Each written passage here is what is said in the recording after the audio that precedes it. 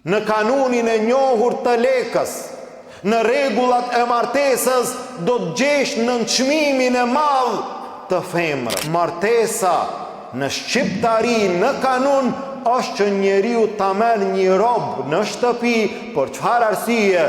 Për punë krahu dhe për shtim të fëmijëve. Për punë krahu dhe për shtim të fëmijëve. Në kanunin e lekës do të gjesh që martesa është për ta marrë një rob, dhe kështu e gjenë, për ta marrë një rob, dhe kështu e përdorin ende disa njerëz që kanë marrë rob. Dhe kush është rob? Femra është rob, dhe kjo fjalë nuk ka mbet pa ndonjë qëllim, pa ndonjë arsye. Sipas kanunit, gruaja vjen në familje, martohet për punë krahu dhe për t'i shtu fëmijët. Për diçka tjetër, jo për diçka tjetër.